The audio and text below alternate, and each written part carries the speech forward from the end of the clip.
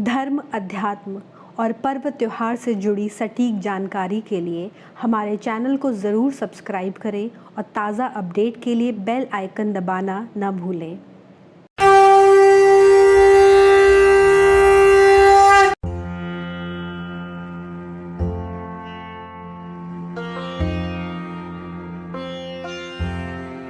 हिंदू सुहागिन महिलाओं के लिए हरतालिका तीज का विशेष महत्व है। ये तीज उत्तर भारत, विशेषकर उत्तर प्रदेश, बिहार, मध्य प्रदेश और राजस्थान में प्रमुखता से मनाई जाती है।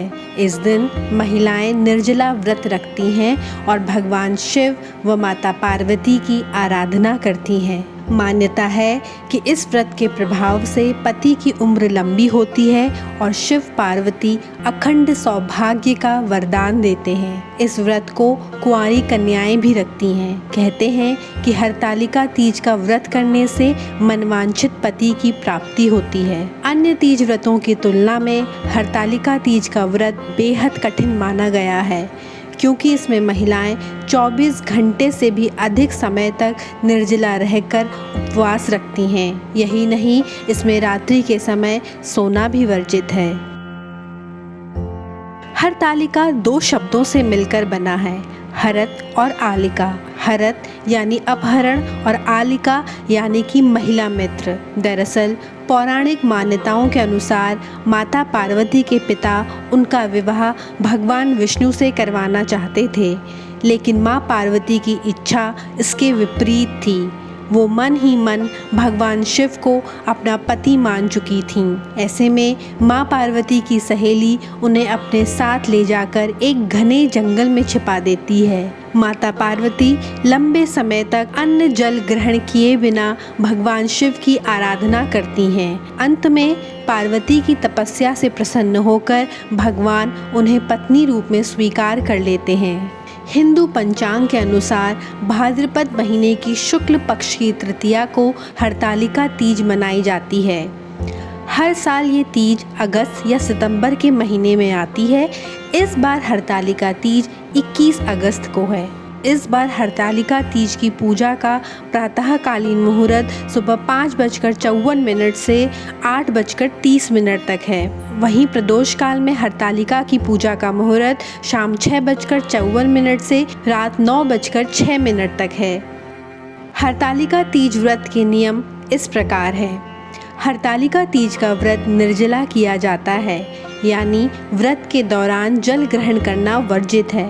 इसका मतलब है कि पूरे दिन और रात के बाद अगले दिन सूर्योदय तक पानी नहीं पिया जाता है। सुहागिन महिलाओं के साथ ही कुंवारी कन्याएं भी इस व्रत को रख सकती हैं। अगर एक बार इस व्रत को उठा लिया जाए तो फिर इसे हमेशा करना होता है।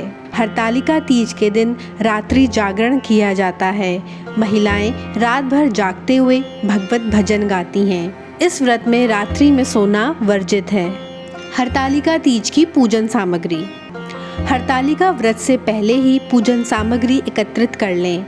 इस व्रत की पूजन सामग्री इस प्रकार है: गीली मिट्टी, बेलपत्र, शमी पत्र, केले का पत्ता, धतूरे का फल और फूल, अकाओं का फूल, तुलसी, मंजरी, जनेऊ, वस्त्र, ऋतुफल, ऋतुफूल, नारियल, कलश, अबीर, चंदन, घी, कपूर, कुमकुम, दीपक, दही, चीनी, दूध और शहद। माता पार्वती के लिए 16 श्रृंगार। हरतालिका तीज के व्रत में माँ पार्वती को सुहाग सामग्री भी अर्पित की जाती है।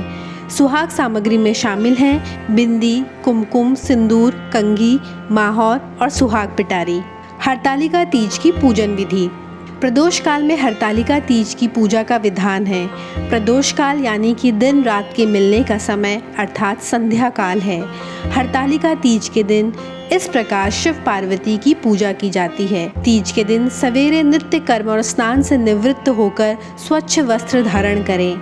अब घर के मंदिर में बैठकर नित्य पूजा अर्चना करें और व्रत का संकल्प लें। संध्या के समय फिर से स्नान कर नए कपड़े पहने और 16 श्रृंगार करें। वैसे तो हरतालिका तीज की पूजा महिलाएं आसपास के मंदिर में करती हैं, लेकिन आप चाहें तो घर पर ही पूजा कर सकती हैं। पूजा के लिए सबसे पहले गीली मिट्टी से शिव, पार्वती और गणेश की प्रतिमा बनाएं। अब पंचामृत तैयार कर लें। पंचामृत दूध, दही, चीनी, शहद और घी से तैयार किया जाता है। एक थाली में सुहाग की सामग्री अच्छी तरह सजा लें और माता पार्वती को अर्पित करें। इसके बाद शिवजी को वस्त्र अर्पित करें। अब हरतालिका व्रत की कथा सुने और फिर सबसे पहले गणेश जी और फिर शिव जी, माता पार्वती की आरती उतारें। भगवान की परिक्रमा करें और हाथ जोड़कर प्रार्थना करें। इस व्रत में पूजा के बाद भी भोजन पानी ग्रहण नहीं किया जाता है। रात्रि में जागरण किया जाता है।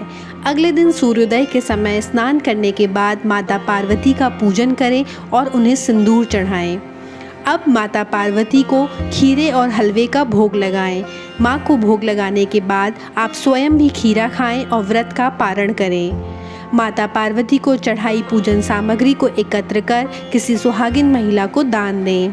हरतालिका तीज की व्रत कथा। हरतालिका तीज की व्रत कथा इस प्रकार है। देवादिदेव महादेव भगवान शिव ने माता पार्वती को इस व्रत के बारे में विस्तार पूर्वक समझाया था। महादेव ने माँ गौरी को बताया कि उन्होंने माता पार्वती के रूप में हिमालय के घर में जन्म लिया था। बचपन से ही माता पार्वती भगवान शिव को वर के रूप में पाना चाहती थीं और उसके लिए उन्होंने कठोर तप किया। 12 सालों तक निराहार रहकर उन्होंने तपस्या की। एक दिन नारद जी ने उन्हें आकर कहा कि पार्वती के कठोर तप से प्रसन्न होकर भगवान विष्णु आपकी पुत्री से विवाह करना चाहते हैं। नारद मुनि की बात सुनकर महाराज हिमालय बहुत प्रसन्न हुए। उधर भगवान विष्णु के सामने जाकर नारद मुनि बोले कि महाराज, हिमालय अपनी पुत्री पार्वती से आपका विवाह करवाना चाहते हैं। भगवान विष्णु ने भी इसकी अनुमति दे दी। फिर माता पार्वती के पास जाकर नारद जी ने सूचना दी कि आपके पिता ने आपका विवाह भगवान विष्णु से तय कर दिया है। ये सुनकर पार्वती बहुत निराश हुई। उन्होंने अपनी सखियों से अनुरोध कर उन्हें किसी एकांत गुप्त स्थान पर ले जाने को कहा। माता पार्वती की इच्छानुसार उनके पिता महाराज हिमालय की नज़रों से बचाकर उनकी सखियां माता पार्वती को घने सुनसान जंगल में स्थित एक गुफा में छोड़ आईं। यहीं रहकर उन्होंने भगवान शिव को पति रूप में पाने के लिए कठोर तप शुरू किया, जिसके लिए उन्होंने रेत के शिवलिंग की स्थापना की।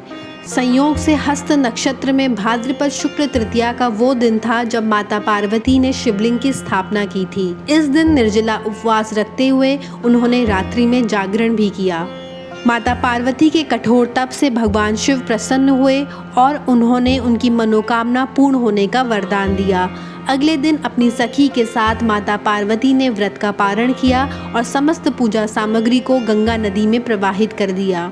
उधर माता पार्वती के पिता भगवान विष्णु को अपनी बेटी से विवाह करने का वचन दिए जाने के बाद पुत्री के घर छोड़ देने से व्याकुल थे। फिर वो पार्वती को ढूंढते हुए उस स्थान तक जा पहुँचे।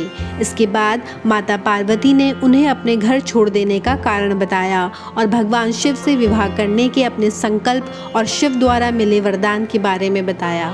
तब पिता महाराज हिमालय भगवान विष्णु से क्षमा मांगते हुए भगवान शिव से अपनी पुत्री के विवाह को राजी हुए। आप सभी को हरतालिका तीज की शुभकामनाएं। भगवान शिव और माता पार्वती आपका कल्याण करें।